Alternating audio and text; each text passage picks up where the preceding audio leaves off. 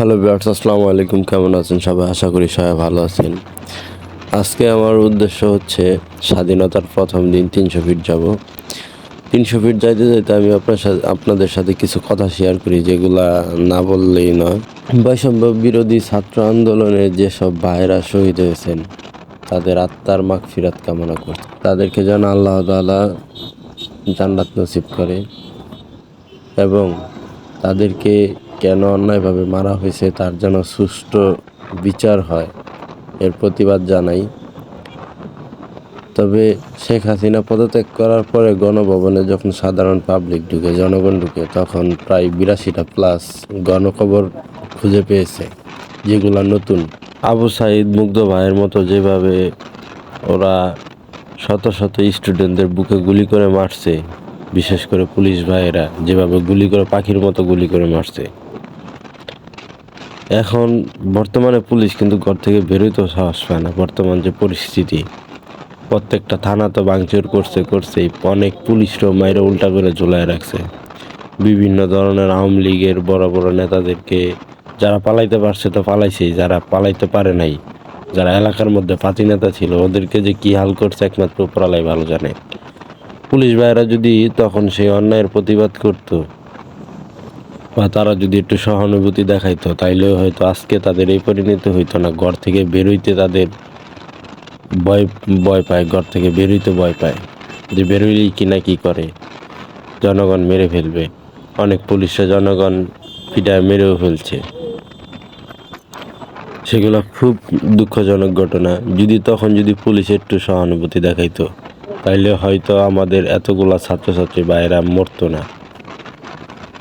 এখন যাই হোক, বৈষম্য বিরোধী ছাত্র আন্দোলনে আমরা সফল হয়েছি, এতে আলহামদুলিল্লাহ শুকরিয়া। আমাদেরকে অনেক অভিভাবক, আইনজীবী, বিভিন্ন পেশার লোক বৈষম্য বিরোধী ছাত্র আন্দোলনে অনেক সাহায্য সহযোগিতা করছে।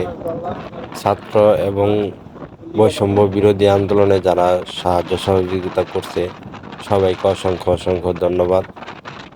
অন্তরের অন্তঃস্থল থেকে ভালোবাসা, অভিনন্দন। সবার জন্য দোয়া রইল। সবাই দোয়া করবেন যারা এই বৈষম্য বিরোধী আন্দোলনের শহীদ হয়েছেন। সবাই তাদের আত্মার মাগফিরাত কামনা করবেন। সবাই তাদের জন্য দোয়া করবেন যেন আল্লাহ তাআলা তাদের জান্নাত নসিব করে। আবু সাইদ, মুগ্ধ ভাইয়ের মতো যারা যারা প্রাণ দিয়েছেন, রক্ত দিয়েছেন, তাদের রক্ত আমরা বৃথা যেতে দেইনি। আমরা দেশ স্বাধীন করেছি ইনশাল্লাহ।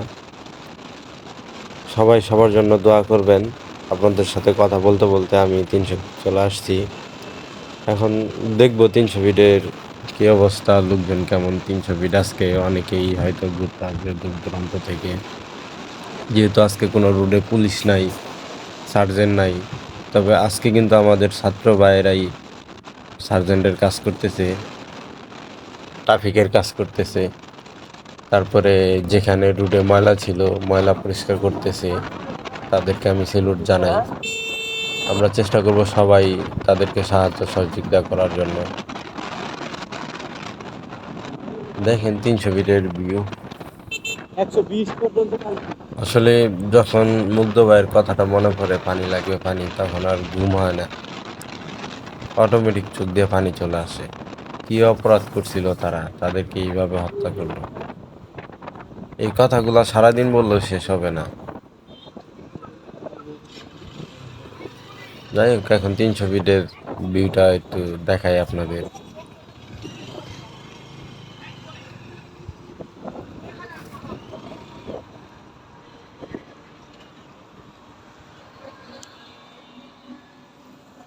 তিনশো ফিট চলে আসছি।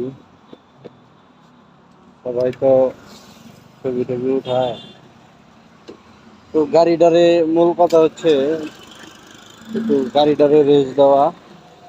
যেহেতু আমার আর ওয়ান ফাইভ রানার কোম্পানির টার্বো, এটাই হচ্ছে আমার R15।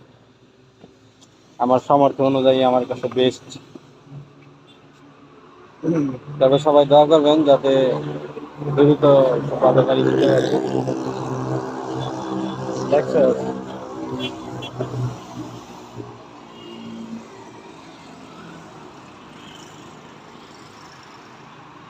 একটু অপেক্ষা করি, দেখি দুই একটা মোটরসাইকেল যা কি পরিমাণ গতিতে থাকে এই রুটটাতে, কি পরিমাণ টান। অবশ্য এটাতে মানুষ বেশি, এটাতে মানুষ নাই, দিকে এটাতে 100 টাকা দাম।